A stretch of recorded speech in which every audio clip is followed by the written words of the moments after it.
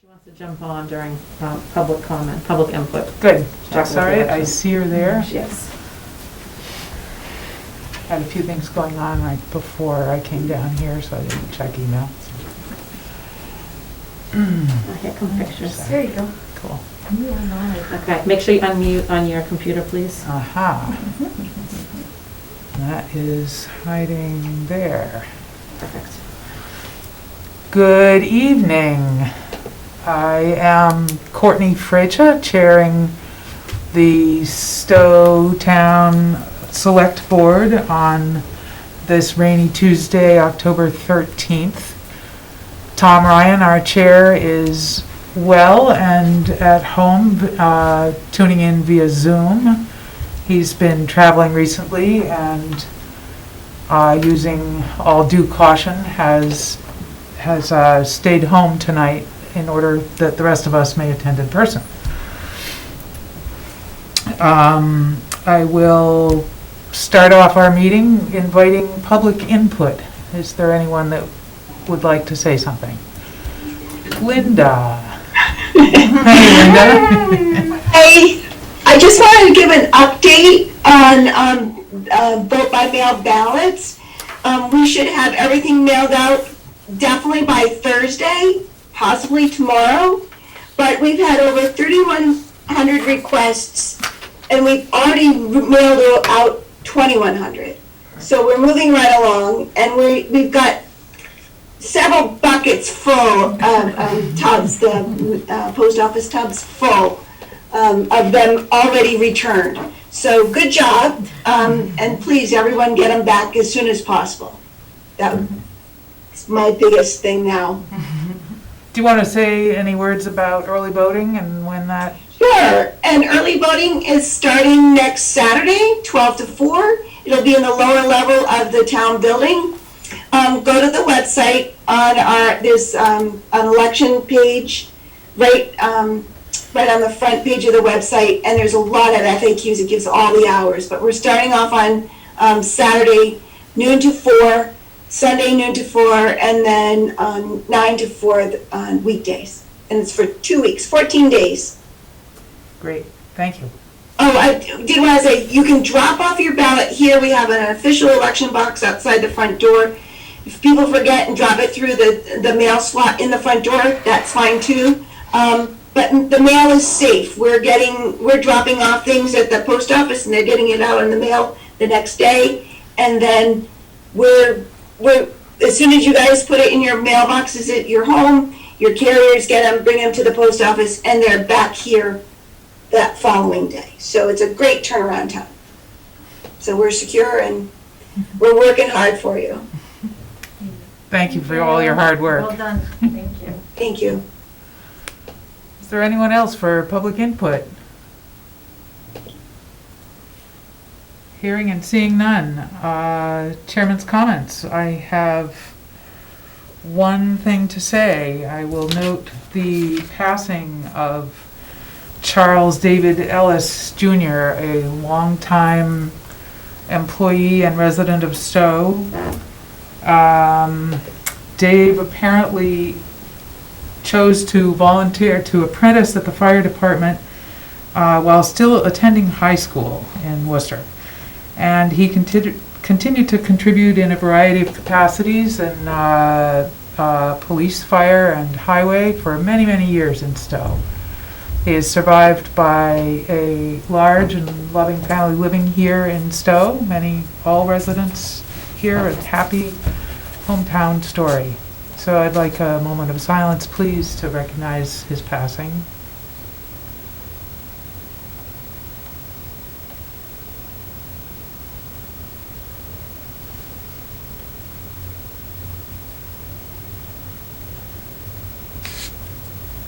And many thanks to Dave for all his years of service to the town.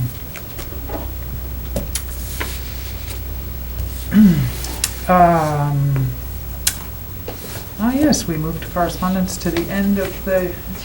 Then I will say one more thing as a chairman's comment. Regarding a piece of correspondence that we received this week,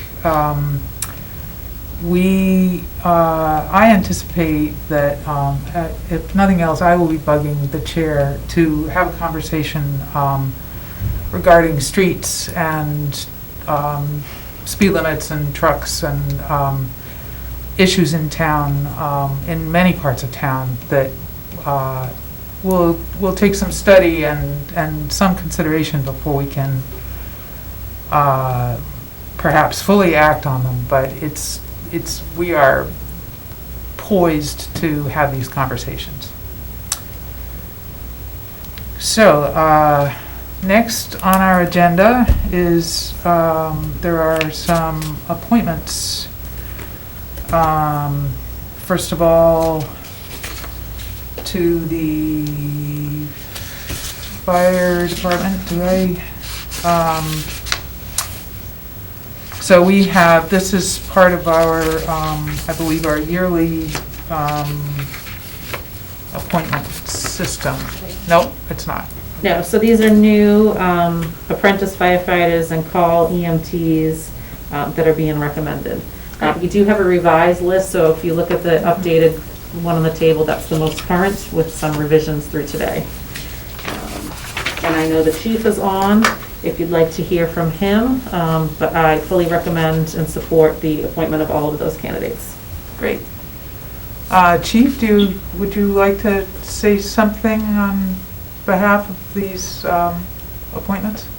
Sure. Can you hear me? I'm on the back side of the mic. Yep. Yes, indeed. Yes. And we see the. Okay, yes, so if you do have video on, we are currently in our classroom right now.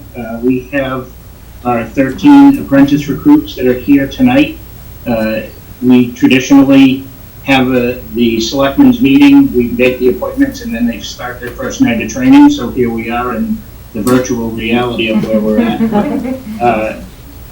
This is a very large appointment for us, but we haven't done a large one in many years, and we've been trying to work off statistics that get us to this point to our needs as a call fire department, and trying to make sure that we can meet all the needs of our citizens that we're serving. So these men and women in front of you right now, there's 13. They are embarking on a 2.5-month program. They're going to be here every Tuesday and Thursday night and every Saturday all day, learning the ins and outs and firefighting. It's essentially the program that will teach them Firefighter 1 and 2, which is the basic recruit program that's offered at the Mass Fire Academy. We do our own version here, and then if they want to follow up and go on their own after, they're welcome to, or whatever, but we bring them up to that level. So I'd just like to thank the board for their continued support in the organization and allowing us to keep building this great group of people as we go on and on. Our calls are going up, and the needs of the citizens are going up for services, and we're hoping that we're meeting everybody's expectations. Thank you. Thank you, Chief. Yep. Seemed like a good idea at the time. Thank you, Chief. Okay. Are you ready for the motion? I am. Okay. Thank On you. the recommendation of Fire Chief Joseph Landry, I move that the selectmen make the following appointments to the fire department. Apprentice firefighters, Jeffrey Hill, Brendan Gray, Cameron Bauer, Paul Arman, Frank Derzak, sorry Frank, Brian Quinn, Abigail Taylor, Brian Kiley, Benjamin Glover, Christian Lavoie, Richard Falcone, Justin Nalayan, Ron Dostie.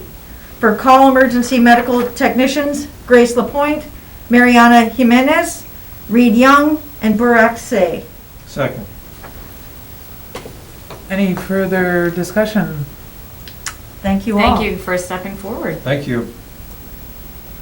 All in favor? Tom was a Oops, yes. Tom. You should probably do a I roll just- call. I just wanted to say that, all these, the young men and women that are on this list, they're going to be giving an awful lot of their time, but it also says an awful lot for the program that the Stowe Fire Department has put in place, that they're willing to come forward and and give of their time. So they should all be commended for their service, as well as the fire department for being able to put forward, you know, a program that people are willing to sign up for. Thank you. Now, all in favor of this appointment? Aye. Aye. Chair votes aye. And I vote aye. That's Tom unanimous. votes aye. Congratulations. Great, thank you all. Enjoy your classes. Thank you for stepping up. Everybody wave. Thank you very much. Next, we have an appointment to the Stowe Cultural Council. Kelly Lawlor. Hi, Kelly. I see you there. Would you like to say a few words about your interests and so forth? Yes, thank you very much for having me tonight. And I just, I've lived in Stowe for 6 years. I have 2 kids. I'm invested in this community, and I just want to volunteer and give back. I'm an educator in another district, and I've done a lot of my own DEI work around diversity, equity, and inclusion. And I just hope to bring whatever expertise I can to help the Stowe Cultural Council distribute funds that they receive from the Mass Cultural Council. Thank you again for having me. You're welcome. That sounds like a nice alignment of skills and interests.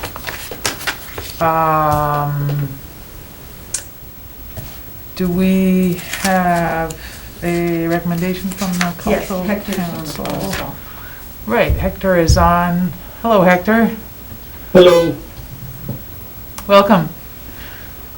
Did the Cultural Council meet and have a recommendation regarding Kelly's interest? We did indeed, and we all think that Kelly would be an excellent addition to the Cultural Council, and will bring some fantastic ideas, and we unanimously and wholeheartedly support her joining the council. Great, thank you. That being said, do we have a motion? Yes, on the recommendation of the Stowe Cultural Council, I move to appoint Kelly Lawlor to the Stowe Cultural Council for a 3-year term expiring October 13, 2023. Second. Motion has been made and seconded to appoint Kelly Lawlor to the Stowe Cultural Council for a term expiring June 2023. October. October 2023. I'm here to help, on it. We're there to help you. Thank you. It's all good. Any further discussion? All those in favor of her appointment? Aye. I vote aye, and Tom? I vote aye. That is unanimous. Thank you, Kelly. Thank you, Thank you, Kelly. Kelly. Thanks very much. Okay, and we have an appointment applicant for the Open Space Committee, Meg Costello. Meg, are you here tonight? I do not see Meg. Okay. I know that Meg is already a volunteer on the planning board, and so she knows something about Yes. town government. Yes. And I believe she has been attending meetings, attending open space committee meetings. Is anybody else from the open space committee here this evening? Seeing none. I know Ms. Farrell is not planning on watching tonight, so. What? But I have no reservations. No, and I believe the open space committee is in favor of. Yeah. Yeah, they are. Right, yeah, they There's are. Yeah. emails. Yeah. And the town administrator has recommended, so I have no. Yeah. And this was another position that's been open for a while. as I Mhm. understand it. It's true, yeah, they have a lot of openings on the Yeah. open space committee. So there's still openings? We should encourage people to I step up. believe there if may you- be as many as 2 more openings. Please check my math, but check for openings. Yes. Well, I will make a motion. On the recommendation of the Open Space Committee, I move to appoint Meg Costello to the Open Space Committee to fulfill the remainder of a 3-year term expiring June 30, 2023. Second. All those in favor of said appointment? Aye. Aye. Aye. Aye. Tom votes aye. Excellent. Great. That is unanimous. And thank you, Megan, abstention. Yeah, that's right. Indeed. All right, moving down our list, we have, for discussion and possible vote, a November 3rd election warrant.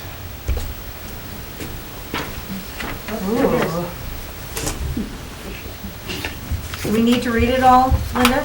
No, no. You don't want to recite it? Thank you very much. No, Do you have anything? it's just kind of a formality that you need to go through and just vote to sign it. So do you have any, great, so, I think Tom just started to say something. I was just gonna say that Linda's told me before we go to jail if we don't. I was gonna say, every year we get into this discussion about what happens if we don't. If we don't sign it and get it posted in the required time, then we will deal with the Secretary of State's office, and we might have to go to court and have a special provision, and I don't think we want to do that. No. that sounds awkward and inconvenient. It's particularly funny when. It's very inconvenient. I think this would be a bad year to do anything too creative. Keep our creativity to other areas. I'm more concerned about the wrath of the town clerk right now than the Than the Secretary of State. Linda works so hard, I want to stay on her good side too. I move that the select board sign the November 3rd election warrant as presented by the town clerk. Second.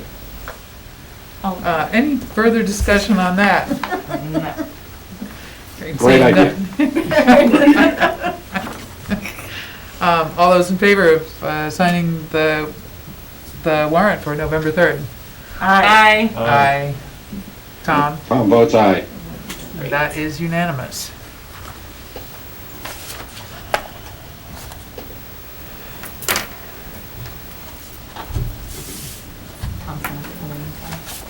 You're right, I guess he doesn't come. Linda will drive you to his house.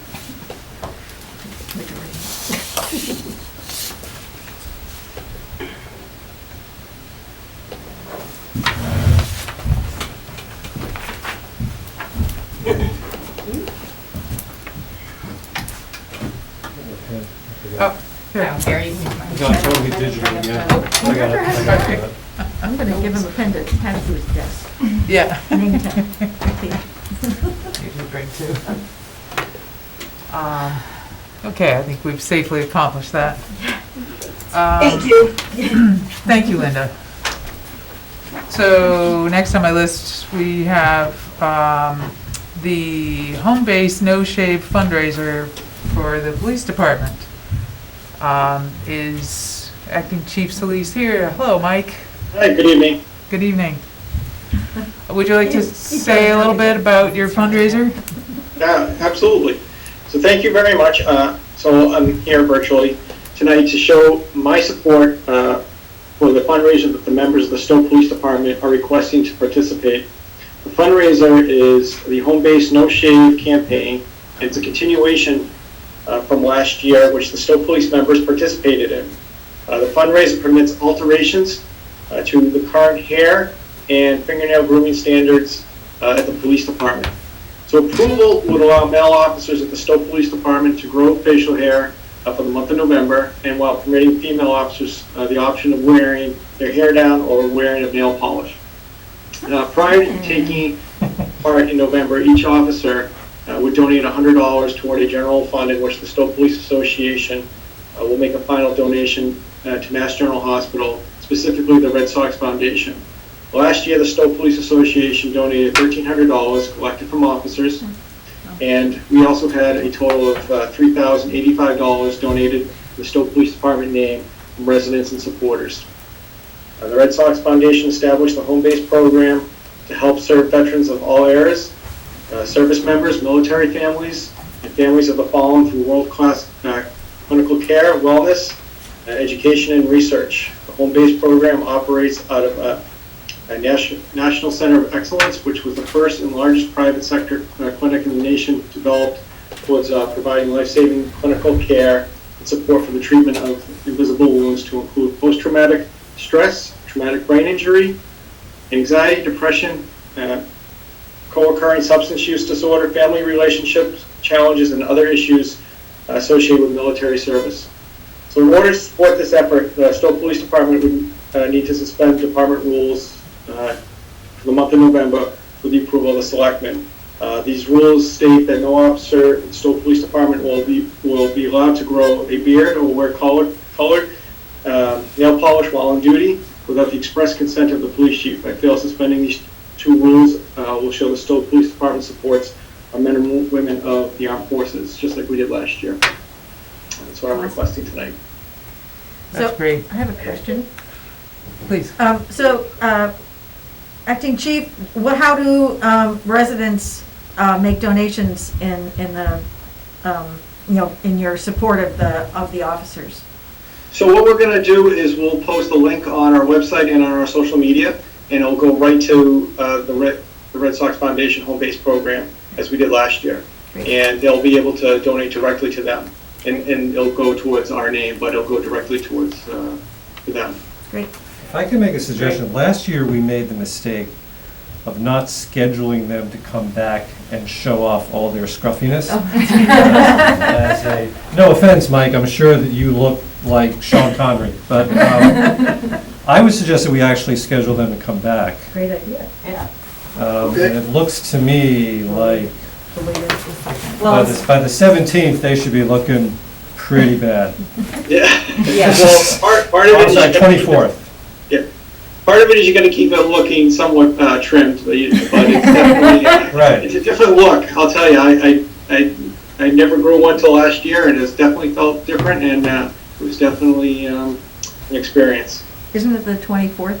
Yes. Oh, I thought you said the 17th. Do you have something to say, Denise? Yes, so there had been some discussion, Tom had put it out at the last meeting to think about, because that is Thanksgiving week, to think about if you wanted to have a meeting that week or not. So I would say if they don't come before us, we should ask for a group picture or something Yes, from the please. police Yeah. department, Yes. pending the date of that November meeting. That sounds good. Great. Would you be willing to at least pop a photo? Yeah, I can see what I can do to get the guys to do it before and after. That's great. Great. Great. Tom, do you have anything to add on this topic? Nope, I think it's a great fundraiser, and Ellen beat me to the punch as far as asking how residents could contribute, so thank you, Ellen. But, I think it shows a lot that our police department is willing to support these causes, and, it's, personally, I wouldn't care if I grew a beard or not, but obviously they're willing to pay $100 a pop to do it, so God bless them, and thank you. No, thank you. Indeed. Well, thank you very much. So, let's see, we have a motion for that. I move that the select board allow the Stowe Police Department to suspend certain rules and regulations, 9.1C, 9.2, and 9.3, pertaining to grooming for the month of November in order to support the home-based No Shave fundraiser sponsored by the Mass General Hospital and Red Sox Foundation. This fundraiser is for the benefit of veterans, service members, military families, and the families of the fallen. Second. Motion has been made and seconded to support the police fundraiser just described. Is there any further discussion? Hearing and seeing none. All those in favor? Aye. Aye. And Tom votes aye. That is unanimous. Thank you, Mike. Have a Thank you, great guys. Thank you Have very fun. much. Thank you, Thanks, Mike. Mike. fundraiser. Thank you. And next we have Americans with Disabilities Act Public Notice and Grievance Procedure. So we are implementing these procedures in association, I suspect, with having named an officer in charge at our most recent meeting. Yes, that's correct. So along with the designation of Craig Martin as the ADA coordinator, we needed to file a public notice and have a formal grievance procedure in the event that someone wanted to obviously file a grievance against a non-compliant either business, practice, or so forth. So these are the documents that were prepared. They are on our website, as we were required to have these posted prior to the grant submittal. But then it was going to come before you in case you have any questions or comments that could be changed. But they're fairly standard. They're similar. The state actually puts out the guidelines that we need to follow. So these are fairly standard from the state's guidelines on what's required of us. Great. Do I have a motion to adopt this procedure? Yes, I move that the select board approve the ADA public notice and grievance procedure as presented by the town administrator. Second. Any further discussion? Tom? Nope, I'm good. Okay. Hearing, seeing none, all those in favor? Aye. Aye. And Tom votes aye. That is unanimous. Right, next we have a permit application for outdoor dining. from- Nope, we skipped one. I skipped one, that's an important one, I'm sorry.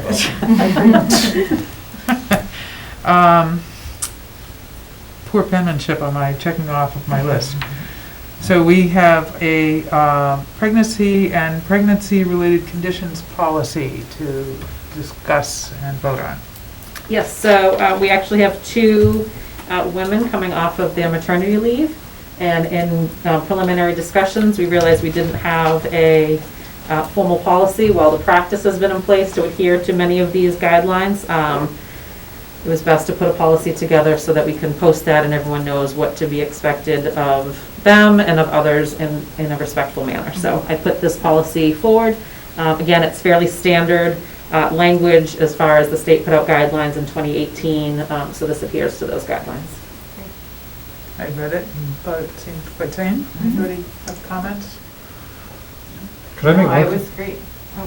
Just one, I think this policy and the one right before it, I think are absolutely great. I just want to say, as a guy who spent a lot of his career writing policies just like this, I respect this. And even when, like you just said, you've adhered to them in substance, there's a lot of value. This is what I used to always say. There's a lot of value in making the value statement and the transparency of it. I saw with the ADA one, you've got it in its own little spot on the website. And I just want to say, I personally would like to see more of this as we go forward. So Yeah. thank you very much. I'm delighted Absolutely. myself. And you will. My feeling is, it's great to practice them, but there should be no question, there shouldn't be a question when someone's coming off maternity leave, what they can expect or what they need to do. Yeah. We should have as much of this documented as possible so that, again, it takes all the guesswork out of it. It's our policy, it's what we follow, and everybody knows it, so there will That's be great. many more coming. Good fences make good neighbors. they Yes. say. Yeah. Thank you. So, do we have a motion? I move that the select board approve the pregnancy and pregnancy-related conditions policy as presented by the town administrator. Second. Any further discussion? Hearing, seeing none. All those in favor? Aye. Aye. And Tom votes aye. We are unanimous. Okay, now we will hear the permit application for Nancy's Airfield Café for outdoor dining. I understand that Nancy's here. Hi, Nancy.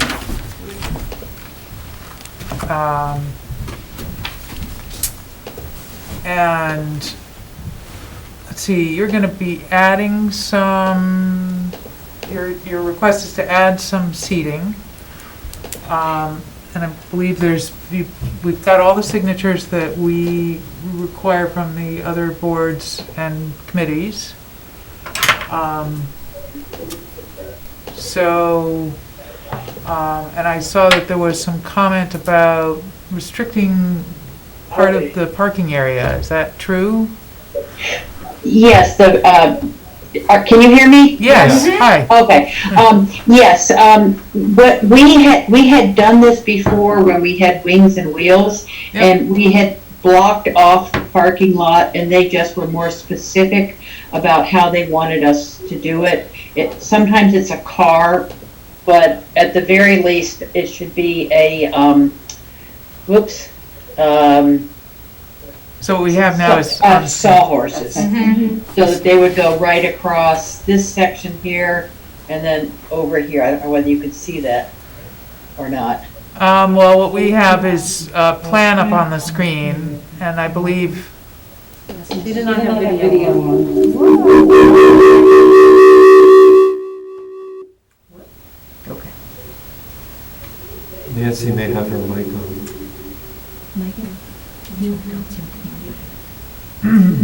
Yes. Huh. Yeah, I didn't ever join the audio. It just, Okay. it just doesn't unmute. Because I can't hear it from So, Hello. At this point, it's actually a moot point, because we only really need that space when we know that we have a lot of people coming. And except for our Lobster Fest, that was the only time we put the tents in the parking lot there. And right now, the last few weekends, we've been able to accommodate everybody with the normal seating that we have out on the terrace. got it, May I ask one question? please. Hi Nancy, it's Jim. Hi, Jim. So we're just getting into the cold weather here. How are you planning on handling that? Are you gonna have heaters? We're going to be closing. It's not a workable model to bring people inside. We've separated tables and we've hung lovely shower curtains between all the tables. And it brings us down to about 35 seats. And it just, we've talked to some of our customers and they're really not ready. And it would be a really tough battle working to get the numbers where we needed them. And I don't think it's gonna work. Okay. So we're gonna keep doing dinner through New Year's, but no more daytime. If you put heaters out, then you need walls to keep the heat in the tents, and you might as well be inside. So Okay. that makes no sense. Right. So we'll close down probably January, February, and a good portion of March, and figure out how we can make this work. It's been a tough year. Okay. Yeah. So what we're considering tonight, practically speaking, is for the spring? Yes, Okay. Yep. Thank you. Thank you. All right. Do we? Rick, want a ready? motion? Okay. Pursuant to Executive Order COVID-19, number 35, issued by Governor Baker on June 1st, 2020, and notwithstanding the provisions of Chapter 40A of the general laws or any special permit, variance, or other approvals thereunder, or any general or special law to the contrary, the Board of Selectmen for the Town of Stowe approved the application for temporary outdoor dining submitted by Nancy McPherson for the restaurant Nancy's Airfield Café located at 302 Boxborough Road in Stowe, Mass., provided that the operation remains in substantial compliance with the documents, plans, and statements contained within said application and submitted therewith, which documents are incorporated herein by reference. This approval is freely revocable upon the determination of the Health Department, Chief of Police, Fire Chief, Board of Health, or their designees that the operation of the temporary outdoor dining area is negatively impacting public health and safety.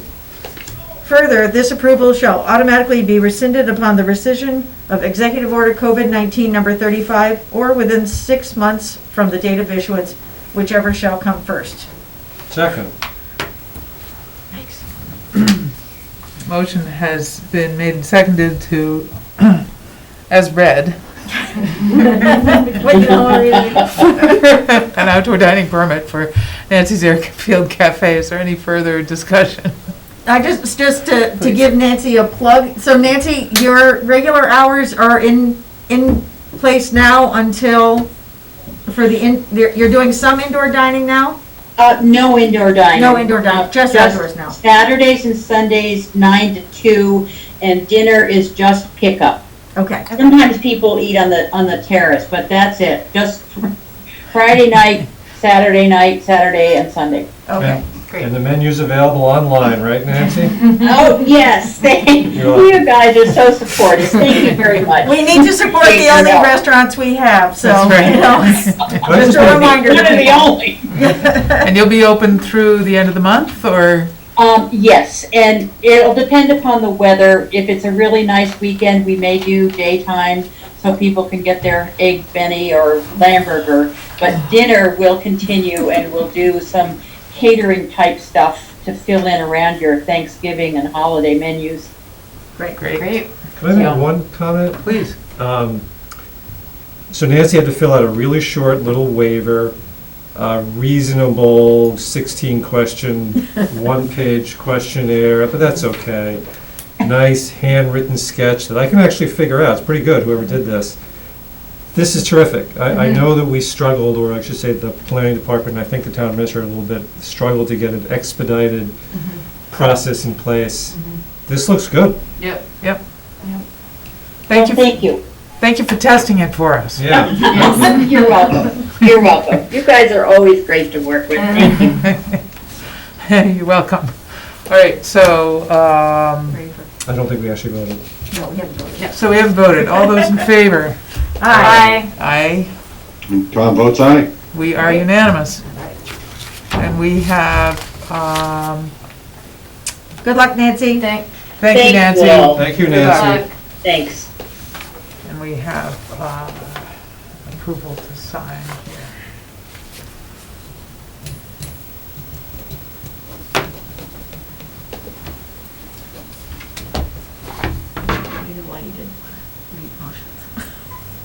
Yes. I'm making up for all the meetings I haven't had this week. I saw some pages. Okay, well, we have a page circulating with signatures. Perhaps we can start a discussion on Halloween this year under this current state of affairs. Yes, so before I do that, I'm gonna take my mask off for this. So I am getting some comments that it is difficult to hear some of us. Okay. So we are trying out a new camera and microphone, so it might not be the best option for us, but Courtney and Tom, obviously, because he's on the line, are coming in loud and clear. The rest of us are a little muffled, so I just asked you all to speak up a little bit and perhaps take your mask off when you're speaking. Okay, Halloween. So last week, I met with the two chiefs and the Board of Health to discuss Halloween, given the COVID situation that we're in. As a group, we've decided that it is not in our best interest to cancel trick-or-treating or recommend canceling trick-or-treating. We feel there have been groups of residents and neighborhoods looking to organize something in the event that trick-or-treating was canceled.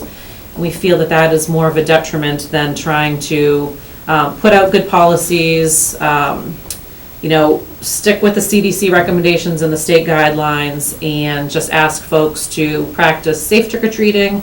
If you don't feel well, stay home. If you're not comfortable, keep your lights off.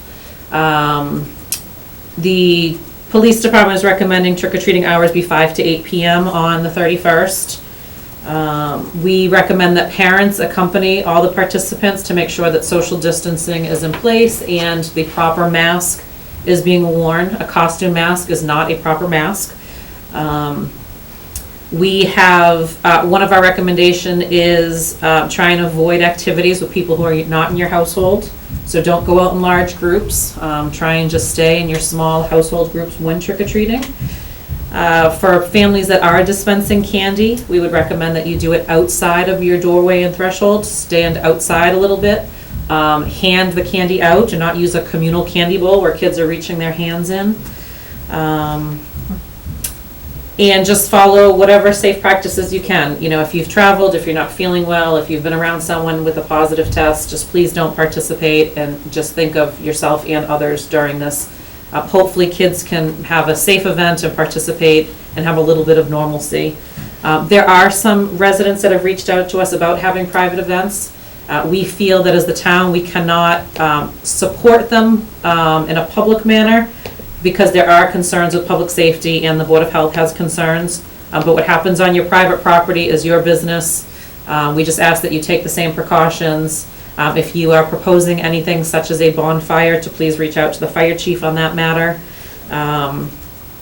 The trunk or treat options, we felt it really is the same as trick or treating, so to try and get cars moving around and posted in different places will just draw a larger crowd. So we'd ask that folks avoid that type of activity, but again, we're not going to take a specific position on that. We feel police and fire resources will be stressed out as it is, so again, do what you can to just maintain safe boundaries. So that is our recommendation to you. There is no formal motion, because quite frankly, I didn't know that you would need to actually vote on that. But if anyone has questions, I'm happy to answer them. We did consult with the health agents as well as the chief, so. Sounds well thought out to me. Yeah. And we will put out a formal statement tomorrow articulating this, and it will be on our website, so that folks will know in advance of what we're recommending. Perfect. So, as any other day, in fancy dress, be safe. Now I have to get Halloween costume. On your wrist. Thanks. I tend to think it was the right decision not to cancel. Yeah. You know, I think, Yeah. I think in some ways was the easy decision to make. And I'm glad that you guys didn't go in that direction. I Yeah. think people need a break sometime. Yeah. And we've been trusting, everybody's been trusting each other for the past 6 or 7 months, so what's one more day? Right. And we, quite frankly, we felt that if we, canceled it, people were still going to do it. As I Right. said, neighborhoods Yep. were trying to organize some other event, and that would just have droves of kids going to those events. So we figured the safest option is to continue as normal Yep. with the precautions, and Yeah. just hope, like I said, everyone, practices safe trick-or-treating. Awesome. I also want, given that the kids are all having, never mind their parents, that the kids are having a hard time with school being odd, and, to have them give a little bit of normalcy is, I would just, Harvard Acres has been an extremely popular destination where kids all over town go to Harvard Acres, so maybe folks who don't live in Harvard Acres can figure out to trick or treat locally and not get into the crowd situation, that it does get pretty crazy over there. Yeah. Wow. Yes. Fun, but maybe not this year. Right. Tom has a question. Tom?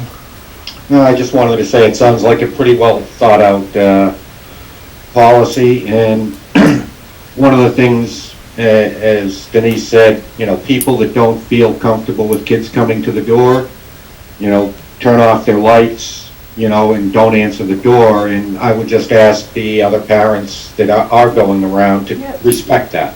Yep. Because there are some people, that are more concerned than others, and, everybody should be respectful of each other. Yes. So. Absolutely. All right, shall we move on to the selection of an at-large member for our police chief search committee? Let's see, we have Hector and Zach with us. Hello to both of you and welcome. I am going to follow the alphabetical listing on my page and say hello to Hector first. And would you like to say a few words about your interest in being on this search committee for the police chief?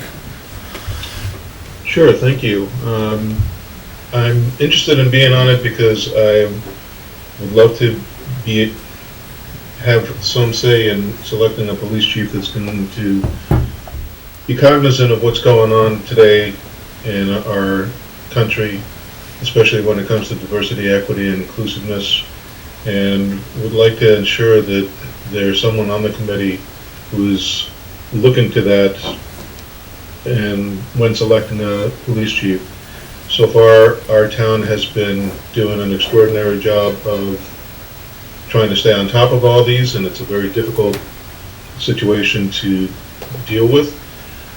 And I'd like to be a part of making sure that we pick a chief that can keep this going. Great, thank you. Other members of the board have questions for Mr. Constanzos? Hector's fine.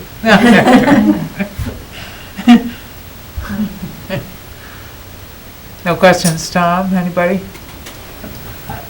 Sorry, you can go ahead. No, go ahead. So part of, this is Megan Bertrand Michael. Part of when we had put together the initial ask for the committee, one of the things that we had asked, and I had asked specifically, was that anyone who had put their names forward was not currently on a board, and I just wanted you to speak to the fact that you are currently on the Cultural Council, and I know that you had said something in writing, but I just would like you to speak to that as well. Certainly, yes. I am currently the chair of the Stowe Cultural Council. My term normally would end at the end of March of next year. However, I have informed the council that I've submitted my name as an applicant for this position, and if I am selected, I will have to immediately resign from the council so that I can fulfill my duties in this position, which is what I would do.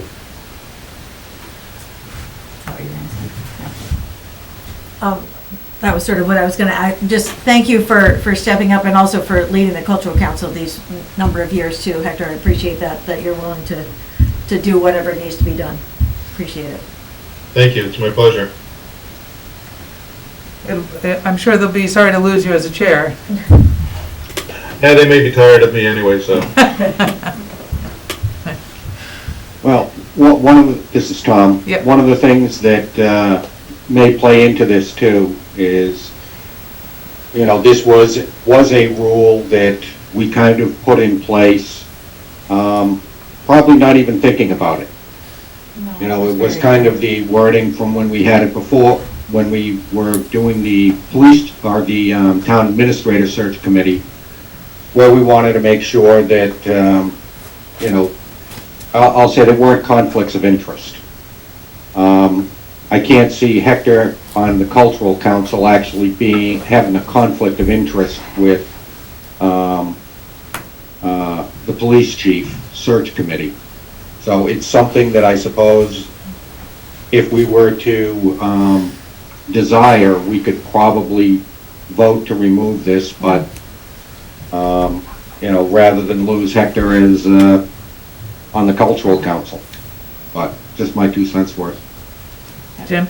Tom, I actually think we discussed it and talked about it and thought about it quite a bit. I think what the idea was that we didn't want one of the usual suspects, for lack of a better word. I don't, speaking only for myself, I don't think Hector is one of the usual suspects. I think we wanted someone with a slightly different take. So I think he's responded to the concern by saying he will give up the one position for this. I infer that he would prefer to have the ad hoc position because that has such an impact.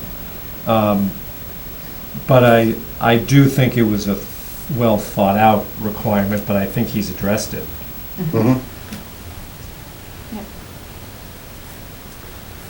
Other questions or comments for Hector? Hector, may I? Please. Hector, did you want to describe for those who don't have the written materials some of your other activities with First Parish in particular? Sure. I'm currently involved with the I'm one of the lay ministers at the First Parish Church of Stowe and Acton, a Unitarian Universalist congregation. I'm also the sole member of their Adult Programs Committee, chair of the Membership Committee, co-chair of the FBC Guest Table, the dinners that we were running before COVID hit us, and hope to start running again soon. And part of the Social Justice Council and a member of the Racial Justice Subtask Group at FBC. And I also am a member of the board for the pilot group, the EAA Chapter 196 out at Minuteman Airfield. Thank you. Thank you. So I think we have a tough choice with both of our candidates are well aware of DEI issues and intend to help us in that regard. Zach, would you like to say hello to the board and speak to your interest in being on the committee? Sure. Hi, everybody. Can you hear me? Yes. Perfect. Hi, Hector. Hi, board. Nice to see everyone. My name's Zach Burns. I live over on Whitney Road and newish to town, but involved with the Neshoba Area Social Justice Alliance as well as the Stowe Democratic Town Committee. My interest in this position comes from both a personal and professional side. Personally, I'm the nephew of 3 police officers, one of whom is the police chief, and my grandfather was a former police commissioner, so I've sort of experienced personally, what those positions look like, and on the other hand, professionally, I've studied implicit bias and racial anxiety and policing alongside other forms of psychological mechanisms. Obviously, one of the largest questions and things we're sort of trying to explore within the police department and policing community. So I sort of saw this position, have been looking sort of how I wanted to get involved in helping out my neighbors in the town, and saw this position and thought that it would, both blend my personal and professional side when it comes to, selecting a police chief and what that may mean for Stowe. And so have greatly enjoyed sort of working over the last couple of months on some Stowe policies, alongside Hector, and I've just I'm excited to sort of be here and happy to answer any questions about sort of my interest further in the position. Thank you. Members of the board, questions for Zach? No, you can go. Hi, Zach. My name is Jim Salvi. Can you just tell me a little bit about you personally? What kind of law do you practice? What attracted you to living in Stowe? Yeah, so I'm originally from the Midwest, and so I needed a little bit of elbow room and space. And when looking at communities, my husband was a graduate of LS right next door, so his family is less than 10 minutes away. And so when we were looking at the area, this place was very attractive, both in terms of sort of the environmental angle in the community, and the more that I've been involved in the community, the more I think we made the absolute best choice of living here, and we're enjoying it. So yeah. Great, thank you. Thank you. And you picked one of the coolest old houses in Stowe, so there is that. Yeah, I took over Jody Moon's old house at Oh, I didn't know. Oh. That's 27 Whitney, and so it's been a lot of work and a lot of fun. That's great. It's great you found somebody to love that house. Have you found the tunnel yet, Sam? That's right. I've been looking for it. There's one door that's pretty, it looks like it could be the secret door, but I'm just still nervous to go in there even after owning it for so long, so one day. Yeah. I've heard about it for years, but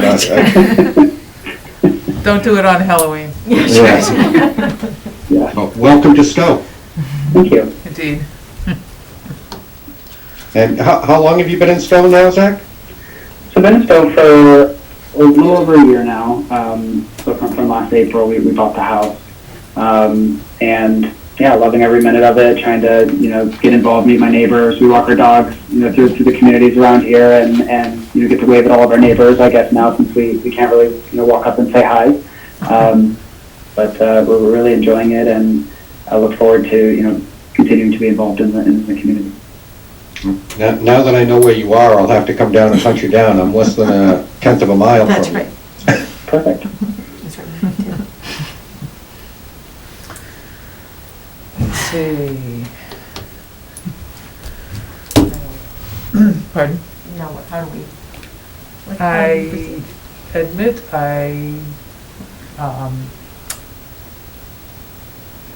don't know quite yet how to proceed. You could open the floor to nominations if someone wanted to nominate one of Yes. the two candidates. Happy to do that. I also see one or two folks, let's see, Hector, you've raised your hand, please. Yes, and I know this may throw a monkey wrench into the proceedings, but I'm hoping you're all fully capable of handling it. I forgot to mention that I'm on the board of the Neshoba Area Social Justice Alliance, which, along with Zach and Kelly Lawlor, I don't know if she's still on, but, and the Neshoba Area Social Justice Alliance fully supports and recommends Zach Burns as a member of the search committee for the next Stowe Police Chief. Well, that does turn the path a little bit, but it may help us out. Thank you. Sorry. Quite all right. I just add, Hector, I really do appreciate that you stepped up, but I have to say, reading Zach's background and the combination of being an attorney with the experience he's had, but also that he's has a lot of police officers in his family. One of the things when we were setting up the committee, we wanted to have someone who'd been a police chief, not necessarily in Stowe, but someone who really understood sort of what policing looks like. So I feel like we're getting a bonus here by having Zach having that sort of perspective. Not that you wouldn't be great, but I'd have to say I would lean towards Zach as well. I'm gonna, Make a nomination. Instead of saying too much, I would say that if it was up to me, I would have picked Zach as well. I'm actually gonna be a dissenting voice on that, although I'm very impressed with Zach. But I'm glad that we're clearly gonna have a voice for social justice on this committee, and I think we needed that, and I think, I know I wanted that, but either way we go, we're gonna have that. When we are talking about, and it was so equitable to have one candidate relay the recommendation for the other candidate, it was so justicey. But in my mind, we're talking about a temporary ad hoc committee and an at-large member on an ad hoc committee. And so it goes beyond social justice, though I found that to be a necessary element. It's supposed to be someone who represents sort of the voice of the community as a whole, kind of stand in for all the thousands of people who aren't on the committee. And in that regard, I personally have to give the nod to Hector just because of his very deep roots in the committee, or in the community. In particular, what he's done with First Parish and those community dinners, and I know he's not the only one, is very impressive. That is quite a bit of organizing and something that we very much needed. That being said, I have to say that I did not know that someone with Zach's qualifications was in the community. I would, personally, the way I feel about it is if I were hiring a staff member, a paid staff member, to be our diversity and equity coordinator, Zach would be the kind of person that I would be looking for. And no matter what, whether he gets on this committee or not, I am hoping to see him involved. I'm sort of hoping there's going to be a broader social justice movement, not just on this committee, but something involving the government, and I hope that Zach will be involved either way. I personally am going to go with Hector just because of his very deep roots. That's it. Thank you. So I would go with Zach. I do not have deep roots in this community. I've only been here for 7 years. And I do think that, it's important to have newer voices at the table. when we are talking about larger positions in the community, especially the police chief, given what the community has been through. And so I am impressed. I am also aware that I am the only woman that's going to be sitting on the committee. And so I appreciate the diversity. You will be on it as well. All right. So now Denise is on it. Before it was not. But I also appreciate the diversity that Zach brings as well. And so I think that there's a lot to be said for that. And so I am going. We're going to go one by one, friends. But I'm going to throw my support behind Zach. Thank you. Yep. Tom? I'll put my 2 cents worth in. Hector's been floating around town for quite a few years right now. I know he's a very grounded person, and he has had some rather interesting discussions with me, who is probably less enlightened than he is. And he has enlightened me many a time. So I'm actually in favor of Hector, but I also echo what Jim said, that I'd like to see Zach get involved. You know, it's, I think Zach can add things to, or add a lot of value to the town, and I welcome his input. But Hector, as I said, is a well-known entity to me, and I think that he can bring a lot to this committee, and he has the ear of quite a few people in town also, especially through the church, as well as social justice. So, that being said, I guess we'll hear what you have to say, Courtney, unless you're looking for a nomination. Let's see, have I heard an opinion from Ellen yet? Yeah. Yeah, right. I'm on set. Yeah, so, I am impressed with, my fellow board members' support of each of the candidates, and I am delighted with each of the candidates in your own right. So I find myself feeling strongly agnostic. Flip a coin? No. No. I don't think we can go wrong. So I don't either, and here's my opinion. I feel I'd like to echo what Megan said, that Zach brings diversity in his own way to the committee, and as a new voice in town, I'd like to encourage you to contribute, and this is, you've raised your hand for this, so one way to do that is to choose you now. If you don't get chosen, I do encourage you, and I suspect you will, just look for other ways to contribute and be involved. And I also recognize, Hector, that you're very well connected and have clearly spent much of your time and care to support other members of our community and to make it a wealthier place spiritually by supporting people in a very in a deep way, in an emotional way, and I think that's incredibly valuable.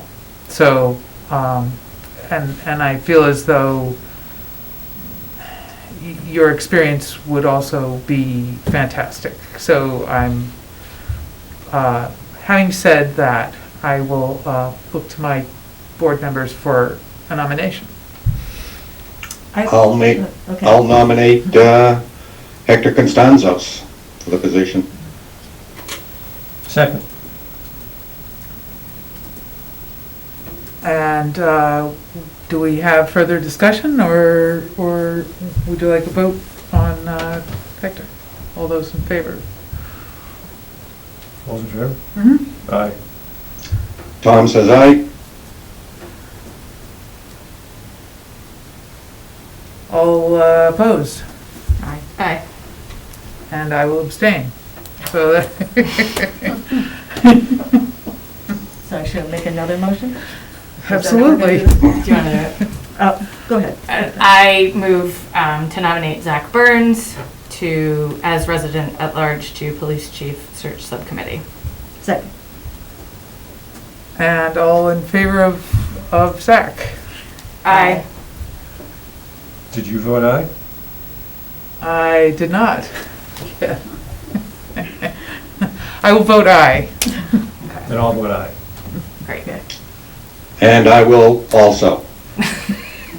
So now we are unanimous, and I feel comfortable in that because, Hector, you've made your recommendation to support Jack. Thank you.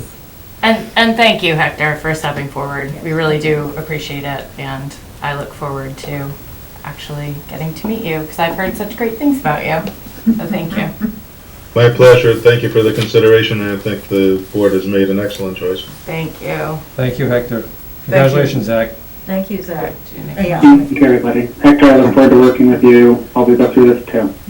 Appreciate it. Right. So Zach, thank you for stepping forward. Yes. And I look forward to working with the board on future things, and if there's anything you think I should also be a part of when the subcommittee's over, I'd love to, hear from you as well about how I can get involved. And I've heard of some of your interest from your former neighbor, or your current neighbor. But to the motion, I move to appoint Zachary Burns as resident-at-large member of the Police Chief's Search Subcommittee to serve until a new police chief is hired. Further, I move to designate the Police Chief Search Subcommittee as special municipal employees pursuant to Mass General Law, Chapter 268A. Members must be registered voters of Stowe and agree to comply with state ethics and open meeting law requirements. Second. Any further discussion on the motion? Hearing none. All those in favor? Aye. Aye. Aye. Aye. Tom? Tom is aye. We are unanimous. Congratulations, Zach. Thank you again. Thank you to you both. Thank Thank you. you. Thank you. Good job, Hector. With the clappy hands, huh? Hey, showing off my technology. I still haven't figured out how to do that. He did. You'll have to show me one day. Thank you, gentlemen. All right, we have arrived at the town administrator's report. Yes. So if you have not noticed, we now have official Town of Stowe Facebook and Twitter pages. We've joined the 21st century. It's amazing. So both accounts can be found at Town of Stowe at their respective pages. Links are on our homepage on the left side under the link column. Anything posted on our website under the news and announcements will automatically filter to both Facebook and Twitter so that you will get notices almost real time. So keep an eye out. We will be working on that and developing more content as we go along. Along that line, you'll notice some changes are happening to our website. We now have a human resources page on the website. We have the ADA page on the website. I'm working with departments to make sure their minutes are updated. Many boards and committees are outdated on their minutes. So working on that and getting those updates. So keep an eye out. There will be changes, exciting changes, as exciting as website changes can be, but there will be exciting changes coming. Can I just, sorry to interrupt, but in terms of agenda and minutes, which I'm very happy to hear, but with committees that don't have staff liaisons, is there a new plan or I guess that's just the question. What do committees who don't have a staff liaison, how are they supposed to proceed, or are they being held to do it as they have? No, so I'm actually not sure how, quite honestly, here, in my opinion, way too many people have access to the website. It should be more streamlined. So anyone can send things to me. It's what I do every morning when I come in, as I go in and make my changes to the website. I'm happy to do that, to make sure that they're posted and posted correctly. Many board pages don't even have agendas on their own page, so all of those things will be a work in progress. And we will get to the point that it is almost seamless to have those things posted. Along those lines, with increased communication, so I have brought on a municipal PR firm that will start publicizing our town events, our town goings-on, COVID updates, etc. They are a very widely known firm that is used in many of the 351 communities. They specialize on municipal business. So they will start tomorrow by sending out our formal press release on our Halloween protocol. They have a very wide user base. They will post to all of these Stowe pages, including what I will call the gossip pages. They will post on there.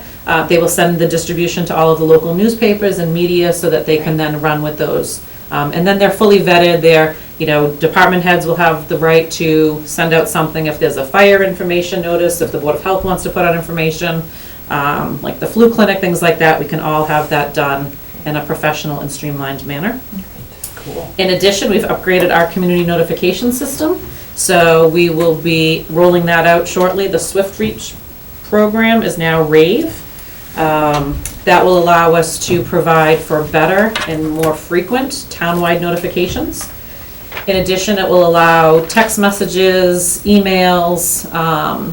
It will also fully integrate with our social media accounts, so if a townwide community notification goes out, it will go out to all of our social media accounts as well.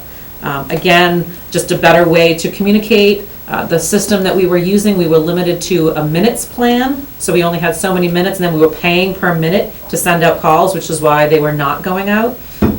I'm used to, in both the community I came from and the community I live in, messages go out to talk about early voting and the election and the flu clinic and just important news and notices, and that doesn't happen here, but it will. So we are going through the process to get that system up and running, but stay tuned because that information will be coming out. There was some concern mentioned at a previous meeting about signage and COVID. So I worked with Laura in Recreation. We purchased some aluminum signs with the COVID restrictions, and those will be posted, I believe, tomorrow. She was hoping to do it today, but obviously the rain had an effect. So there will be these more permanent signs at Pine Bluff, Community Park, Town Center Park, and Memorial Field. And I believe we have one additional sign that she put out to department heads today if we feel there's one needed at the cemetery or the town building somewhere or something like that to more prominently display our COVID restrictions. So stay tuned for those, but those are coming hopefully tomorrow. I submitted a grant request last week for the IT Community Compact Grant for a fully e-permitting and e-licensing system so that we can have building, Board of Health, fire, licenses, permits, DBAs, accessible online. Folks can apply from the comfort of their own home. The sign-off process is electronic. The inspection process is electronic. Coming here in the midst of COVID and having no online permitting was eye-opening, that folks have to still drop off checks, drop off plans. We're looking to eliminate all of that. So we should hear from the grant in early 2021. However, the building department piece, we can actually roll out earlier because there's no upfront costs. Craig will be coming before you in an upcoming meeting to ask you to adjust the permit fee by a flat fee of $10, and that will cover the cost of the building permit system. We are looking to hopefully go live with that on a January 1st basis. There is some basic setup with the assessing database and things like that we can put in the system to allow for drop-down list of addresses. So when people are applying for permits, they just drop down, and that is all pre-populated. So stay tuned for that because that will be a very exciting system. And then if we get the grant, we will roll it out for the other departments going forward. And then lastly, it's more of a concern that's come up as I've gone through process. So I have some concerns that I would like to engage the board on about the board and committee appointments. In accordance with Article 4 of the Charter, I am to recommend for appointment all department heads, officers, and board committee members and employees. The recommendation should come from me to this board for appointment. I question why board and committees are interviewing potential members for their own group. I feel like that defeats the purpose of having variety, having difference of opinion, having a different point of view serve on those committees. That if they're not fond of a candidate, if they don't have the same opinion, they will say no and not put them forward for appointment. So I will say, I did bring it up at the department head meeting this morning, and there were some concerns that, sort of, it's always happened this way. Boards and committees have always weighed in on this. They like to see the candidates and meet them before they serve with them. And quite frankly, I do take that into consideration, and I do think there should be a process, whereas, someone could be questioned or someone's opinion could be taken into consideration. The whole process of having them interview and recommend, I think throws me off. Because again, if they don't want to put someone forward, they're going to say no, and they're not going to move forward for appointment when they could be perfectly valid and a qualified candidate. So I would like to have some discussions about that. Again, the charter was pretty clear, so I do think we should try and follow our charter and bylaws as much as we can in some of these aspects. But I would, if anyone has any comments on that, or we could certainly discuss it at a future meeting, but it's just sort of jumped out at me when we're going through the process, and it gets on the agenda, and then I was like, oh, wait a minute, we have all these appointments that, so Maureen gave me this group, and I will say, there was, I don't know if it was one or two that came off of this agenda, because the board and committee was not ready to make an appointment, and I just don't find that fair when we have qualified volunteers. So anyways, so that's something I would like to discuss going forward. And those are the items I have for you all this evening. So if you have questions on any of this, I'm happy to discuss. Please. So, just on that, since you raised it, I think that's a really good point, and I think it, especially when we have so many openings, that I do wonder, and I've actually heard from people that they've put their names in and don't get responded to. I think, in the same way that Meg Costello had attended the Open Space Committee several times, regardless of whether she was recommended by them or not, that's, to me, is the key thing, that they understand what they're getting into. If you don't go to a planning board meeting, or a planning board's elected, but, or associate members are actually appointed, right? Yeah. So, but a lot of the committees, it would be important for anybody to at least get a sense of how they operate, whether they have ideas about how they could do it differently or not. But I think that would be the only thing that I'd like to see before you were to recommend someone. But I totally strongly support and I didn't even know that that's how the charter read, actually, and I thought I'd read the charter pretty well, so that's good to hear. And then I'll say, in terms of all the rest of the information flow and stuff, incredible, thank you so much. Yes. Really feels, I was ecstatic when I saw that we had a Facebook page. I'm like, oh my God, because, I don't mind. I think it's great that we've had a pretty robust and very respectful, Unofficial. not necessarily to be expected, unofficial page, where it is a great source of information and flow, but it's really nice that the town is taking that on, so thank you. Jim? Couple of things. Great show of energy. You've been here about 6 weeks, and, leave something for 2021. I'm sure. On the question you tossed out, I think I'm pretty much where Ellen is. I had seen that a long time ago in the charter, and it struck me as a more centralized control that I thought was, on the whole, a good idea. I do agree that I wouldn't want to see most boards and committees sitting down with a brand new member they've never met before. But I would resolve it by saying, yeah, it's your recommendation, our appointment, your recommendation. Now, out of courtesy, would you make sure that the board or committee or department head knew about it and knew who the person was and maybe had a chance to meet them within certain time limits? I would think so. But if they say, no, we don't like this person, it's still your recommendation. And I don't see anything wrong with that. There was, and I'm not going to name it, there was a board not too long ago that was becoming very insular. And we were all at, betwixt and between about what to do about it. Things have changed, arguably not enough. And I see that as a very good example of what you're talking about. It was time to make some recommendations, whether or not they wanted to move forward or not. But I would expect, and you have a lot of courtesy, and I would expect you to know where that line is. I just want to make one comment about the failure to post minutes and agendas. One of my bugaboos, and I've always thought that what the problem was diffuse responsibility. Nobody was clear about who it was up to. I would just give you one piece of advice. In the long run, you may not want that to be your job. You may want to delegate that, but it should be one person. Yes, so, and I do agree. I just think for now, it should fall to me. Quite frankly, the communities that I've worked in, it's always the town clerk. Minutes, agendas do not get posted unless the town clerk stamps them in and posts them. Right. It's not done that way here.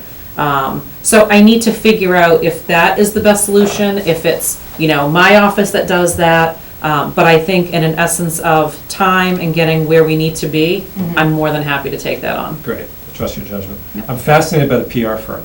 This is the first I've heard of it, and I need to ask a few questions about that, about the scope of what they do. So I take it from what you're saying that, and I want to make this clear to everyone, we're not talking about some sort of weird marketing campaign. No, not at all. Right. We're not talking about Stowe as the little apple and No. stuff like that. But, So it's John Guilfoyle, Public Relations. Oh, perfect. And he actually, I think they represent many surrounding towns, actually. And what they specialize in is Fire Prevention Week. If the chief wants to put out a message, they have sort of a booklet of messages that they will work with him and put something out. It's just a polished way to get our message out. They're a contractor who deals with communications, especially in an electronic age. Correct. And should there be a controversial issue, they will help us address it. They will give recommendations on statements that we could issue that protects the town, provides information. So that's where I wanted to go, because when one of the reasons that our legal budget went through the roof was that we had town council acting as a spokesperson. Yes. Now, we were all working outside our job descriptions a few months ago, but he was the only guy on an hourly billable rate working outside his job description. And he did a fine job, but, so it's also for that kind of thing. Yes, it is. Emergency management. Emergency management of any sort. There could be an accident in town that we want to get information out about. There could be anything. It could be apple season and we want to talk about the precautions that the town is taking. Really any number of things. It is an annual contract. We have, I think, 5 regular press releases a month that we can put out, not counting police and fire. So they are emergency situations, whatever is necessary. They're on call 24/7. And quite frankly, I will publicly state that there was an issue in Groveland several months back when the Black Lives Movement really was kicking up. We had folks calling from all over the country. We had the Inquirer calling us. I spoke to John. He put together a press release. He dealt with the news media. He dealt with the Boston Globe. He, worked with me. We fine-tuned a statement and put it out. Then that way, that we're not dealing with them. Last year we had a murder happen in Groveland. I had news reporters in my driveway at home. He took care of all that. He stepped in. Everything was filtered through him.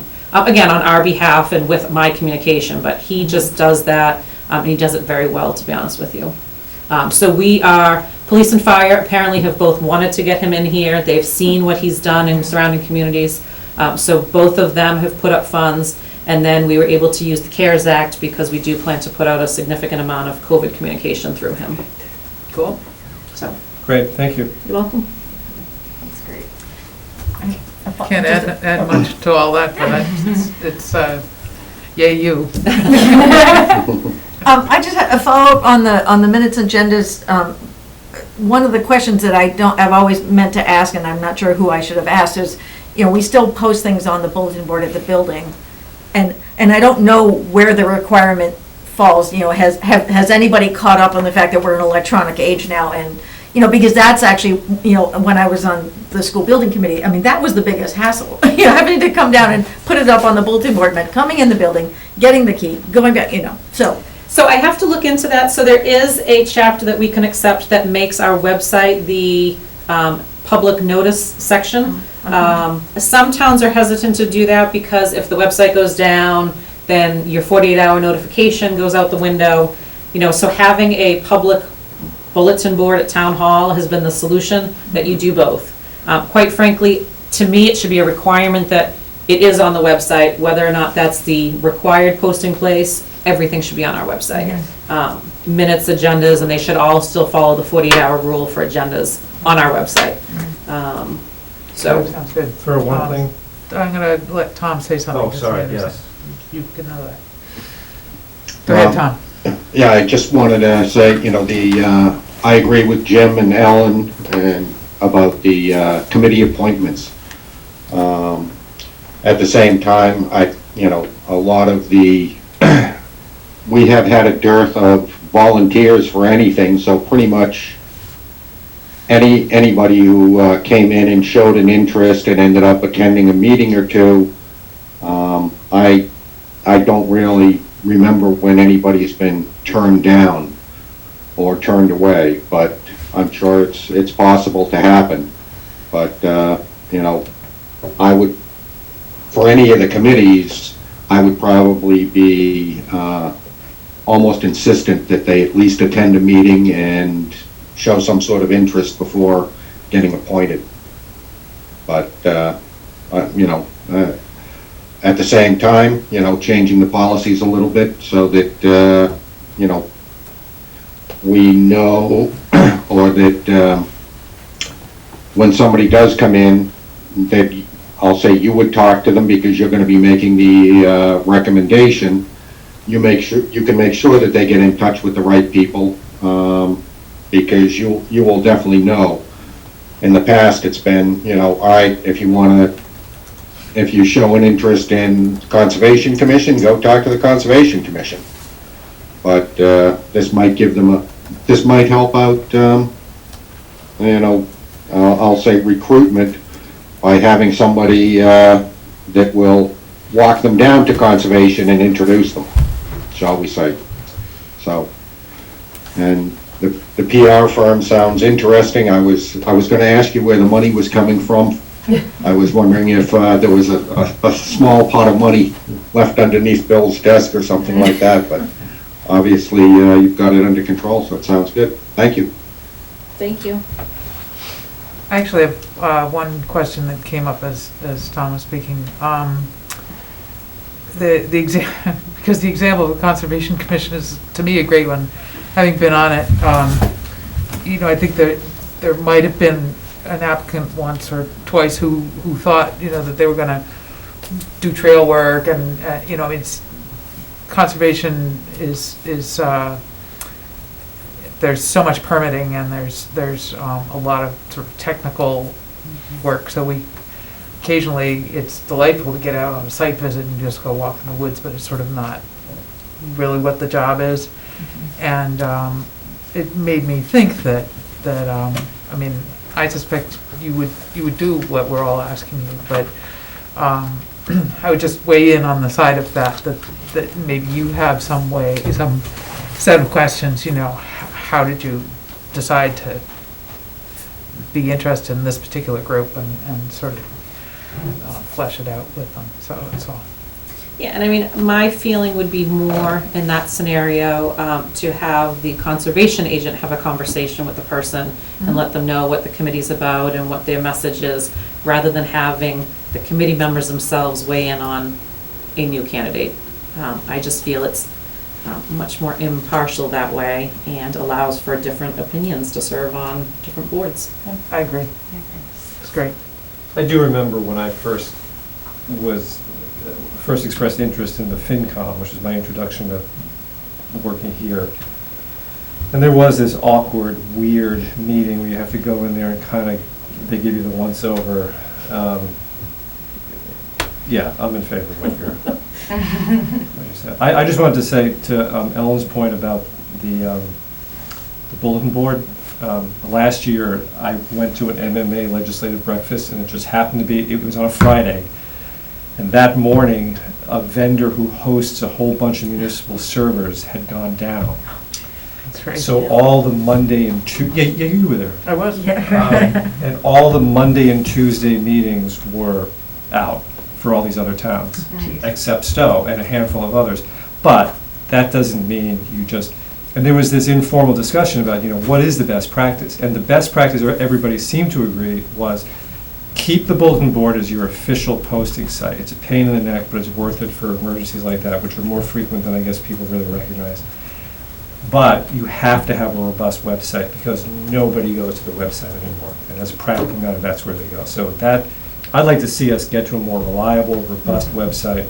But I would like to keep the bulletin board because I do have a lack of faith in technology. I admit that. It fails more than we give it credit for, so. Well, and, there's no generator here in this building, and if someone here has to post it, and, there's obviously other ways we can do that, but I would agree. I think, keeping that as the legal posting Right. location, but then, again, making sure that they are also posted on our website is critical. It's another way also for folks who may be interested, not just in some issue that they might like to attend a meeting for, but also interested in what goes on. There've been a couple of times when I've looked on our website for something and not found it, and I'm not afraid to call people, but it could have been a stopper.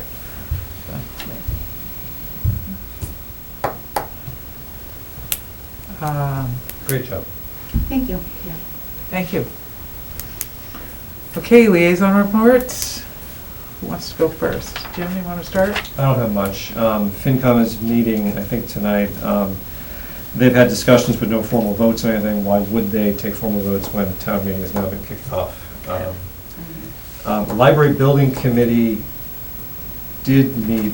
Did we approve the minutes? We, they're next. Oh, Yeah, okay, we sorry. Changed the order of things. Because I was going to Disorienting.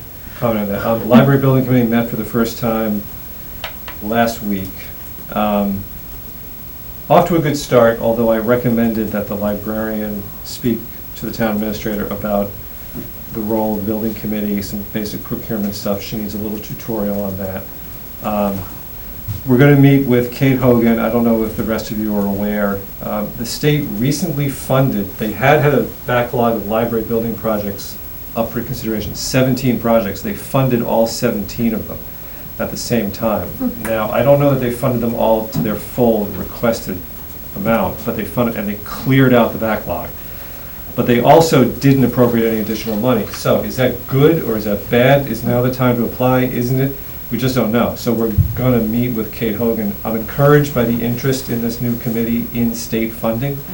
It had been something that the previous incarnations of this committee wasn't terribly interested in exploring, largely because there were 17 projects ahead of it. So that was good. Yeah. That's all I got. Want to go? Sure. Let's see, rec commission, we'll see, around the signs, been getting, I got some of those same sort of calls around, especially the community park, people not being careful, so. I will say that from all reports, soccer, the Stowe Soccer League, or whatever it's called, has been very careful and has been taking great cares to make sure the kids are out there and being safe and the parents are being safe, so that was nice to hear. They're doing a Halloween, I think they're gonna still do a virtual pumpkin carving contest, so people should check out their website for that. They are still planning, they are getting interest in doing the ski program, which they do every year at Neshoba Valley, and sounds like people still wanna do it, so they're planning on moving ahead with that. It was interesting, they had some of the discussion around the cashless system that is being proposed, which also connects to my, when I went to the Council on Aging meeting last week, and that's their real concern, because the $2 per van ride, that kind of thing, and, I get why we want to do it, and I think they need a little more time to figure that out, and then it sounds like you're already working with Allison on various options to make that easier for people. They have an opening for the Stowe representative to the Minuteman Senior Services, which we do get a seat on the board, but I guess the consensus of the people on the Council on Aging Board is that it's not worth it. They don't really get to speak up particularly. So our current member has resigned and we don't have someone currently in that position. Usually, historically has been a Council on Aging member, a board member, but I guess if anyone is interested, they can do that. Roger Zimmerman is a new member, has been an associate for several years, is now a full member on the Council on Aging Board because of resignation that we had in our correspondence packet. Allison's very grateful for the new web camera on her computer, that we actually had a very seamless meeting where nothing went out and she has coverage at the Pompacitica building. That was good to see. Changes also in staffing. Our outreach worker Suzanne is resigning due to some medical reasons, so they'll be looking for a new person. That was that. Cemetery, I think, is meeting tomorrow. I got the notice a month ago, but didn't see it, but I think it was posted downstairs, so I'll have more to say after that. That's all. Great. Can I just ask a question? I'm sorry. Yeah. You said Roger Zimmerman was now a permanent member from an associate? Yes. Did this board make that appointment? They voted it. I don't know how the Council on Aging works, so Okay. if it has to come to us, does it have to come to us? It hasn't been posted yet. No, so I believe all positions. Oh, Got a letter of interest from him and put it in the Gotcha. file. see? And we're getting ready, we just got the sign off to post that. so Okay. the 10th is- Okay, so all that you said before, never mind. We're just checking. Sorry. That's okay. Megan? Me? Let's see. Planning board met last Tuesday. They were supposed to have a meeting. Habitat was supposed to come and speak about the Athens Lane project. They did not come. So that thing's really happening there. Tri-Town is tomorrow night. Denise will be there with me. I will be chairing the meeting. We expect to have a lot of discussion about the Neshoba School District, about the high school. I was speaking with Denise about it before. There will be some time for public comment at at my sort of allowance. So we'll allow some public comment. So that will be interesting. And what else? Lake Boone Association met 2 weeks ago, but I was not able to go, but have not heard from them, so I don't think there's anything that's pressing. I think that's it for me. Thank you. Tom, you got anything? Yeah, I've got a couple things. As you guys probably know, we have a new fire truck that is coming in. It's actually in the building now, being equipped, and it should be in service within a couple weeks. There'll be some training on some of the new equipment on it and so on before it's actually put into service, but we actually have physical custody of the truck at this point. I also talked to Chief Landry today, and he's planning on given last week's storm, which I missed, but I hear it was rather exciting in some spots. He's going to be putting together an after-action committee, really, of all public safety, because he considered some of the street blockages that we didn't have control over to be things that could be improved upon, so that people would be able to get down, but there were trees leaning on wires that were still live that couldn't be moved and other things like that. So he's putting together, try to do, I'll say, best practices and what can be done to improve things. I talked to Acting Chief Sallese, and apple picking went fairly well last weekend, which is always a concern for Columbus Day weekend, but there were no major things. And the Highway Department is going to be finishing off Lower Village in the next few weeks with the infiltration system. So they're moving forward on that, and other than that, I'm good. Alrighty. Let's see, I have a couple of things from Conservation Commission.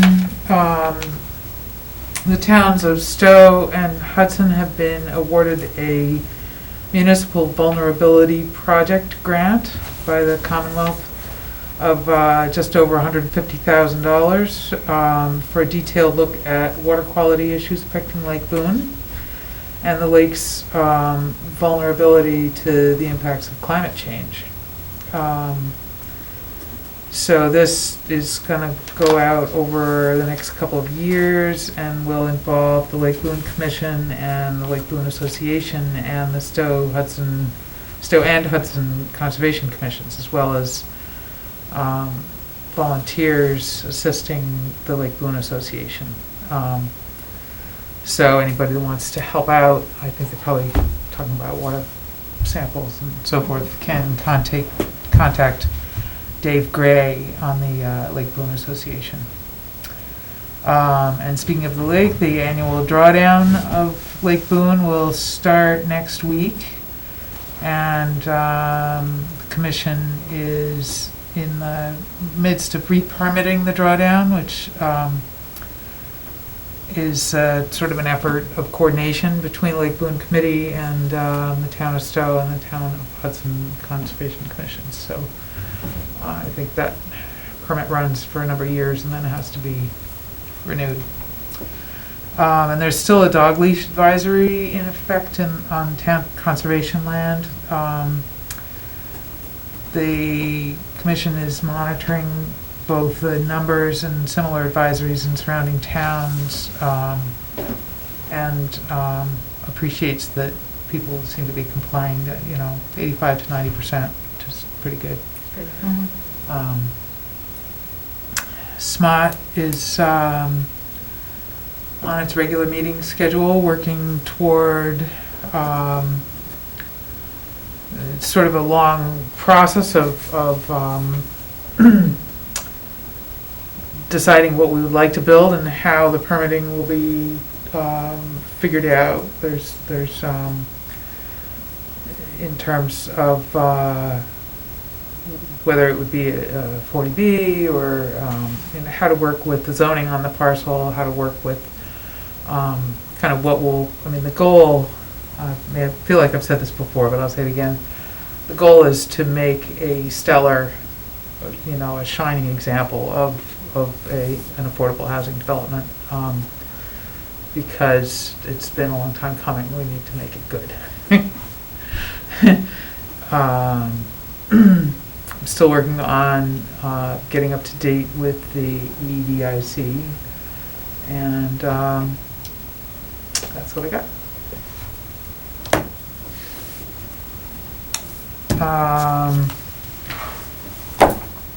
Meeting minutes. Any comments on our minutes? I had one at the very end, but does anybody else have anything? Not for me. No. I do not. Just in liaison, I mentioned this to Maureen, in liaison where it says that I said the library building committee had met that morning. I must have said something else because the library building committee just met last week, and I don't know what I said. So I might have talked about the trustees.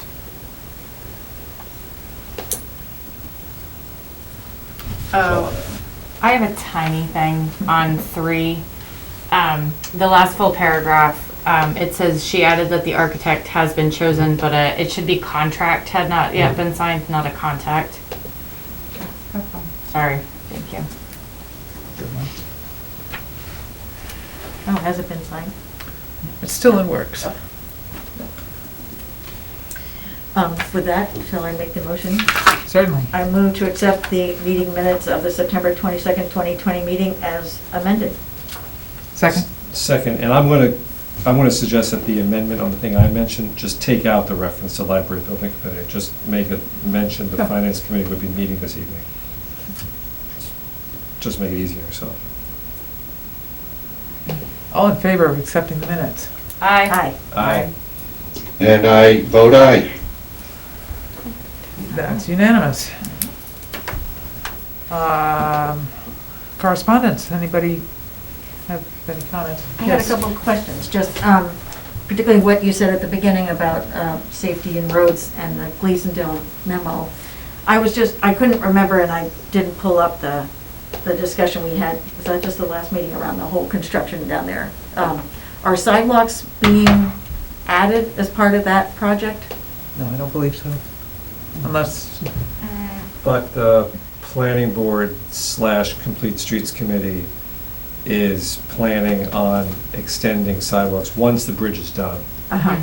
There will be sidewalks on the bridge, and there'll be a nice 5-foot bike lane on the bridge, and then they're gonna try to extend it more. That's part of the complete streets plan. Okay. Because it And does seem actually, like. it's a really high priority part of the complete streets plan. so when you say try to extend it, what does that mean? That means apply for state money to build sidewalks in the existing right-of-way, and perhaps not a 5-foot bike lane, but at least a 4-foot bike lane, which the state will not fund. If they're not 5 feet, the state will not give you money. But 4 feet is better than nothing.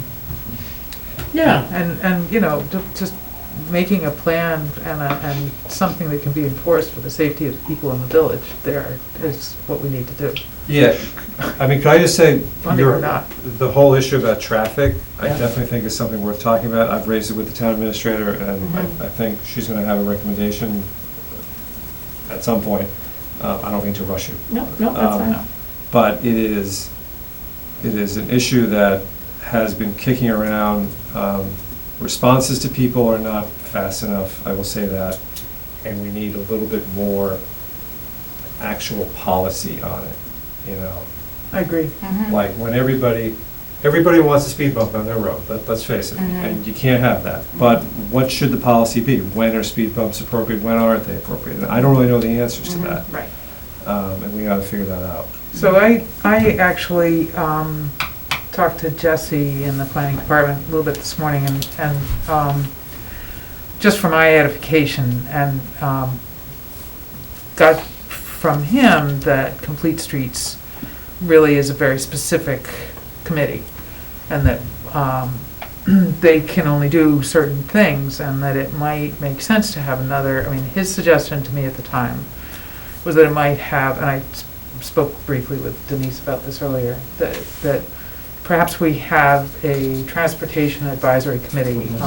It's a pity to have, more and more committees, but giving them specifically the purview of analysis of the various things that need to be handled, because there are things that Complete Streets apparently can't really do and can't handle.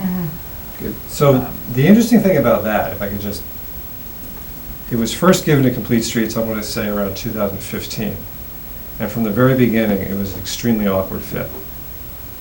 And I think it was a mistake to put it there. Then the town administrator offered to take it back. And Complete Streets voted to keep it, much to my surprise. Wait, what's the it?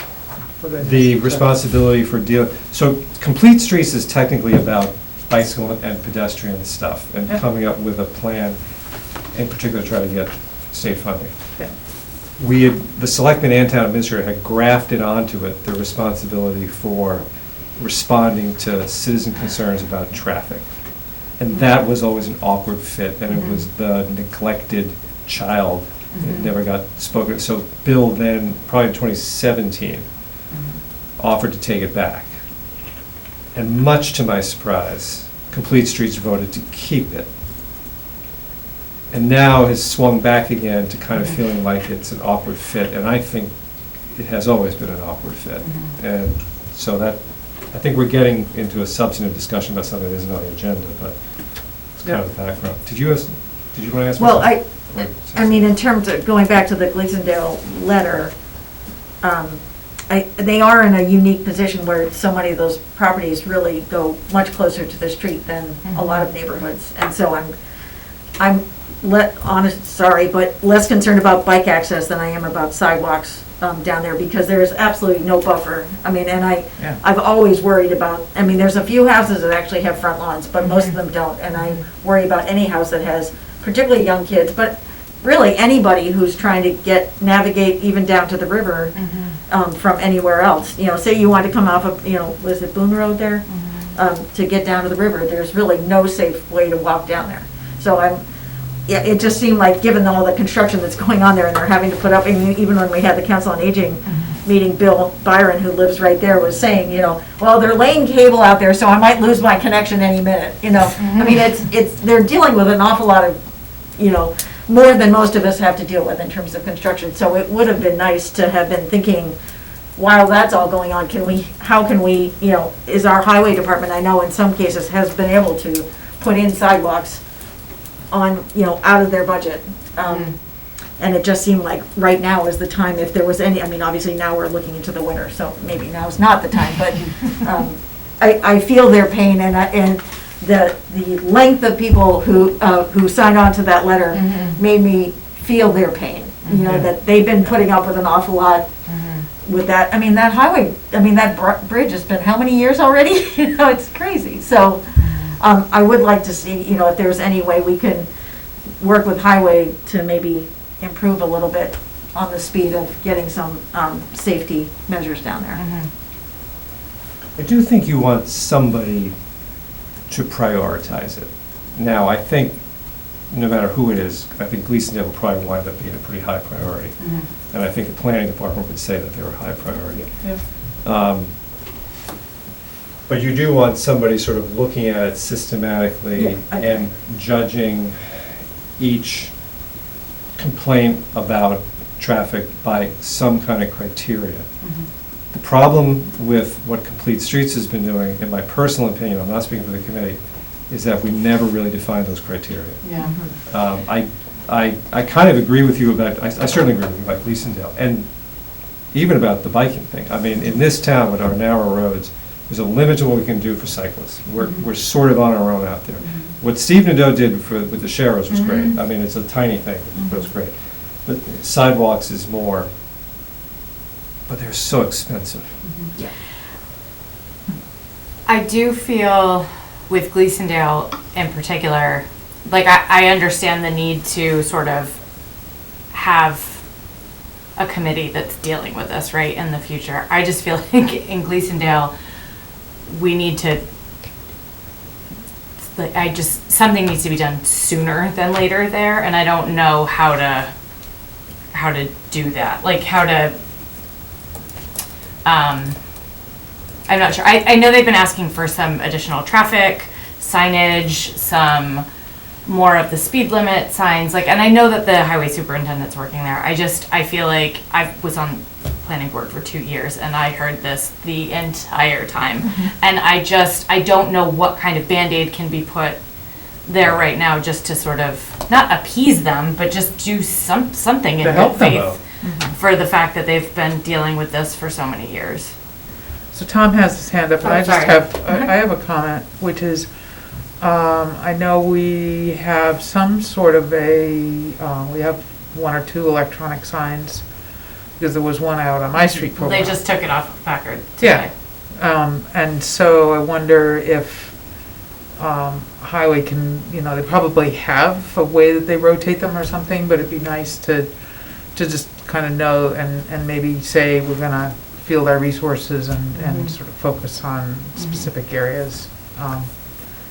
Tom, do you have stuff to add? Yeah, one of the things is I'll put this on a future agenda in the not too distant future. We'll see what we've got coming up.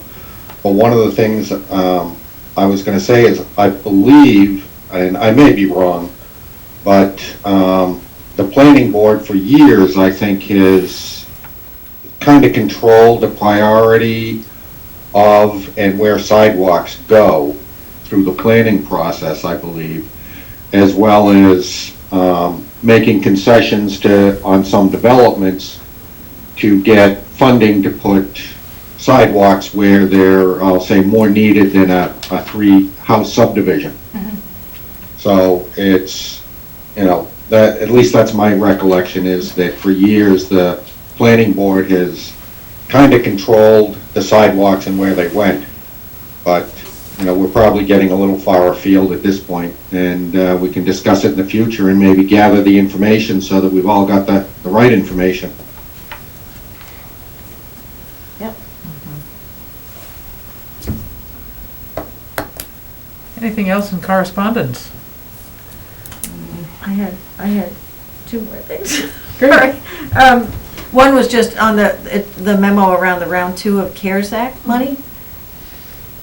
I felt like I hadn't heard that statewide. Maybe I've just missed the news. So is there another round of funding that we're going to get, or are we going to apply to get? So we have to apply. So it's the Okay. same allocation that was given out previously. Yeah. We have to apply for the second round of disbursements by the end of October. Okay. And do you know, I know you started, you're playing catch up to some extent, but do you anticipate that we'd be applying for more? Oh, yes. Okay. Yes. Yeah. Quite frankly, the question is what we will be applying for. The mentality of many municipalities is just to request the ceiling that was allocated, because this is it unless the federal government changes the guidelines. So currently the funds have to be expended by December 30th. So we don't want to be stuck with not requesting enough, so we can request more, and then if we don't use it, we can certainly turn that back. But that's sort of the philosophy of many municipalities at this point. And that tied to my other question, which I raised, I think, before with you, is I had heard from my liaison job with the Minuteman Regional High School that they were requesting some money from Stowe. Basically, they were encouraged by their state agencies, meaning DESE and then the associations of regional vocational schools, to request funds from their town members, because they're all short on, given how much they're trying to do, particularly Minuteman, since they actually have kids on campus at the high school. I'm not saying that Neshoba doesn't at the elementary schools, but at the high school, that they were asking for funds. So I was wondering if that would somehow impact whether we would be sharing some of our money with Minuteman and therefore with Neshoba. And I know that's on the tri-town agenda as well. But. Sorry, Neshoba actually does have, so they have 73 kids on campus right now. At the high Just school? so you know, at the high school. I just found that out today. It's their ELL and SPED kids that are there. So there actually are some kids at the high school. Sorry. That's okay. So yes, that will obviously play into a decision, but there is still so much more that we need to do. Myself and I think it's the 9 other communities have a Zoom meeting with the Minuteman superintendent next week. Similar to, so I will say we actually got a formal letter request from Minuteman articulating a dollar amount and basically what it would cover. Neshoba was more of an email saying, hey, do you have any money to give us? Without any documentation, background. The question still remains from all communities, the Neshoba communities and the Minuteman communities, is we'd like more information as how they spent their money. I am on a bi-weekly COVID call with the governor's office, and at every meeting I've asked for a documentation of what money the schools were allocated. No one can provide that. When the CARES Act funding came out, we were given a list of the 351 communities and what the municipalities got. And at every meeting, the DOR stands firm with that as municipal money. It is not school money. Now, is there a way to share it? Yes. But they got their own funding. I keep being directed to the DESE website. When you go to the DESE website, you cannot find calculations, formulas, a list. One of the folks on the Minuteman call last week, we had a preliminary call. They believe it's $225 per student was the allocation from DESE. I will tell you, in speaking with my counterpart in Bolton, he is in possession of a request for public information from that information from the school, and they were told they did not receive any funding. Now, I think it's semantics in the way the request was worded. We were not given funding, we were allocated funding. So I'm not sure exactly what the request stated, but The attorneys for the school stated they were not in possession of any funds. So we still cannot get information of what they received and how it was spent. So I am more than willing to share funds if we have them available, but I do think they should be accountable for how they're spending the money that they were granted as well. And that will come up tomorrow night. I'm sure. Tom, do you have your hand up? Meant to take it down, sorry. Okay, it's okay, just wanted to include you. All clear on correspondence? Good, yeah. Okay. Well, there's only I one want to know, I want to further- show that we actually read this stuff. you Yes. know. I mean, Maureen spends all this time scanning it all. I want to Yeah, I am know. so appreciative for getting it the way we do it, so thank you. So I only see one other item to address tonight. Move to adjourn. Yes. Second. All in favor? Aye. Aye. Aye. Aye. All right. Thank you. See you next time, Tom. Thank you.